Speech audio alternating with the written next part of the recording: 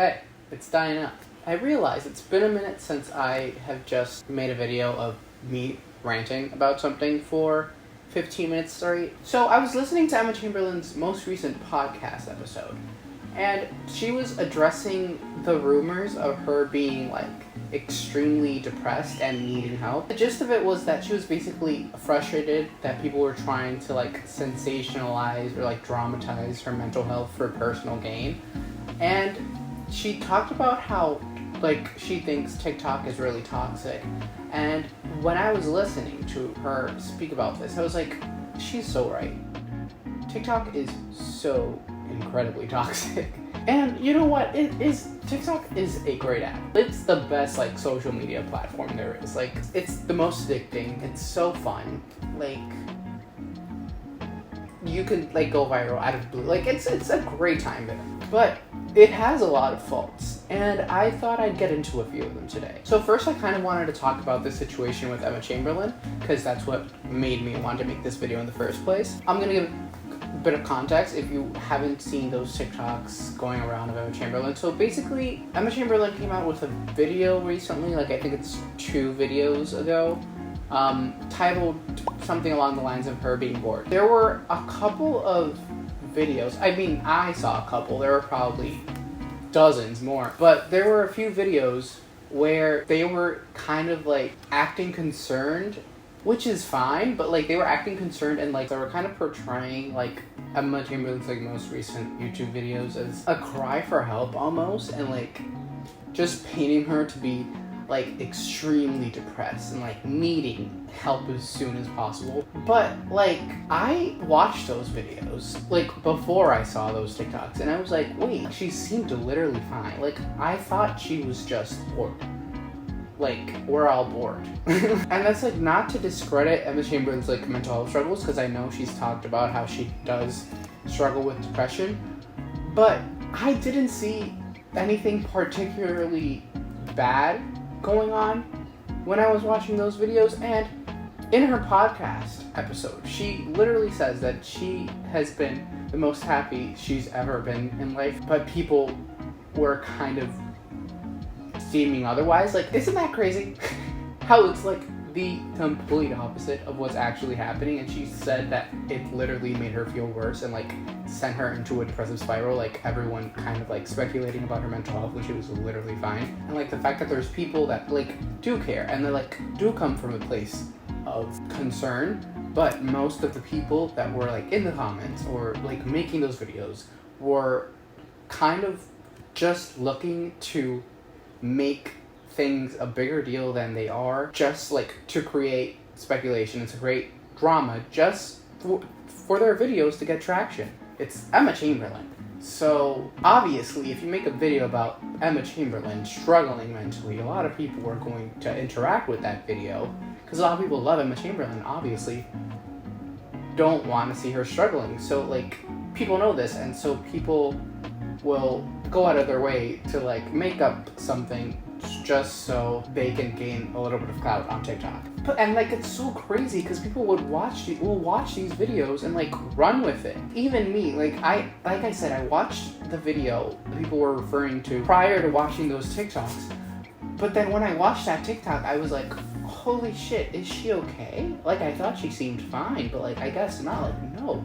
Just because someone says something on the internet does not mean it's true, and I feel that is a major issue on TikTok. Well, the internet, but I see it a lot on TikTok, where people can literally say anything in a video. They can literally say anything, and people roll with it. And that's so crazy, because no one really cares to fact check anymore. They just take things for what they are, and then sometimes there's evidence that contradicts that thing. So people are just jumping back and forth from one opinion to the other just because someone made a video that went viral, so they feel they have to agree with it. And people under those videos of Emma Chamberlain were talking about how she was profiting off of mental health and mental health issues, mental illness and depression, just so she can have relatability with her audience. What? Stop assuming about people's mental health. That's not okay.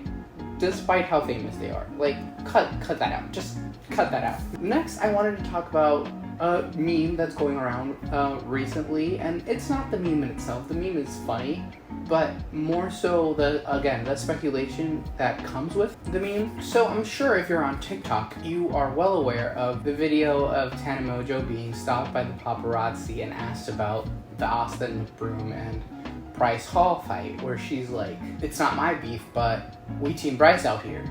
Even the paparazzi team Bryce, oh my god. And she turns around and like that whole video is so hilarious for absolutely no reason. But under the comments of that video, or like the stitches people make or the duets people make of it, are people talking about how she seems so coked out. So many people like those comments. So many people comment that she just looks coked out in the video. And then that one was whatever, but then another one came out. I guess a guy like stopped her at a hotel and was like, "Tana, I'm thinking of buying your OnlyFans." And then she turns around and she says something about like him paying her bills or something. And then people in the comments again are talking about how she looks so coked out in the video. And then other people are like, "Oh no, I think she's on Xanax. She's off of Xanax right now." And then it's funny because it became a debate. Like, people were debating in the comments on whether or not it was coke that she was on, or like Xanax, or whatever other drug. But people were literally just fighting in the comments over what Tana Mongeau was high on, and honestly, she did not even seem high. And this just goes to show, like, people were literally like, "No, this isn't Xanax, this is coke. I've been on coke, and this is what coke is." And then there were other people that were saying the complete opposite. So it's obvious that people have no idea what they're saying. I just think it's so weird to debate what drugs you think a stranger is on in a video where they seem like drunk at most, you know? I feel like people are too comfortable commenting on strangers. And like, it's not even influencers. People say the most like straightforward, like brutal shit to like random kids on the internet that like have like one TikTok that blew up. Those videos of Tana Mongeau were explicitly the one on God one. People were talking about her body, like body shaming her. And these comments had tens of thousands of likes. Like, people are really that comfortable with just straight up bashing someone's appearance. Like, straight up. Next thing I want to talk about is cancel culture, kind of, but like, not really. I have a whole video on cancel culture. If you want to check that out, I'll link it in the cards. People treating actual, real, like, the crimes, essentially, as a matter of canceling someone or not. And yes, I am talking about CNMA. I'm not gonna go too much into it. I'm just gonna say that it's weird that people are like picking sides on something that seems pretty black and white, especially considering there's video evidence of it going on. And just like people in the comments like, "I'm not gonna speak on this. I'm not gonna form an opinion until this person speaks on it. I'm not gonna form an opinion until this person says something about it." Or like people saying like, "Oh, this is like, oh my god, this is like spicy." Like, it's not drama. Like, it's sexual assault. Like, that's the issue that's being talked about. Now, it's not whether people want to cancel CNMA.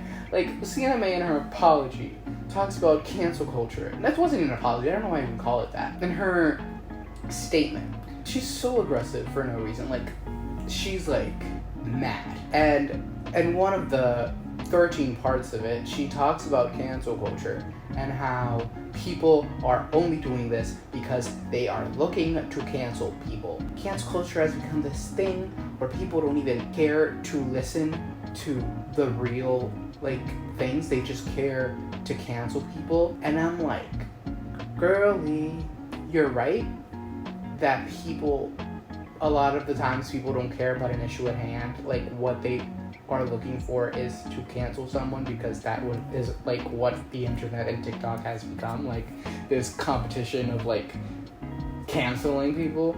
But also, no one's trying to cancel you. Like, this isn't really a situation that's worth canceling you for. Like, it's like more so holding you accountable because you violated someone. Food for thought.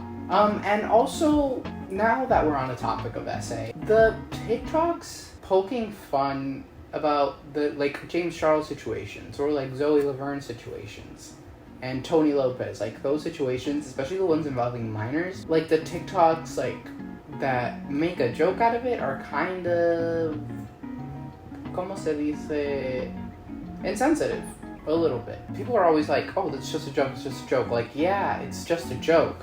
And I'm sure you mean no harm by it. But, like, when you make a joke out of a situation that isn't a joke, about someone sexting underage people, it kind of, like, takes away the seriousness of the situation. So you don't want, like, it's like, haha, you're making fun of someone who was canceled, where really it kind of just, like, diminishes, like, the severity of the issue at hand. A lot of the time, people on TikTok just run with things that they shouldn't run with. Another thing, not that serious, it can get serious, but another thing that I see people doing is just taking words and just running with them. Like literally just taking words and phrases and having no clue what they mean, or like just changing the meaning of them entirely. There's a one people like to use a lot. People like to use hate crime as a word that, like, a replacement for something that causes them a mild inconvenience or like makes them upset. Starbucks discontinued fucking, I don't know, whatever they discontinued. This is literally a hate crime. No, it's not. Look up the definition of a hate crime. It's not that.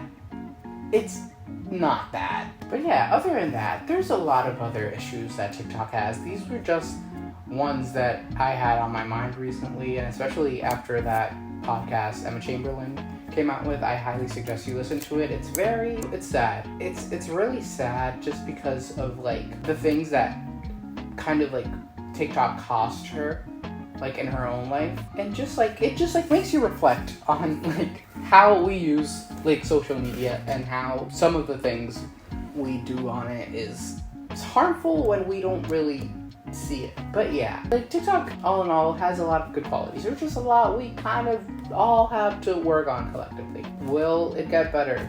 I don't know how to tell you. I cannot give you an answer. But hey, just wanted to rant about it for a couple minutes. Definitely more than a couple minutes, but just wanted to get my opinion out there. Let me know what you think in the comments below. I appreciate everyone's opinions. Other than that, I'll see you in the next one. Bye.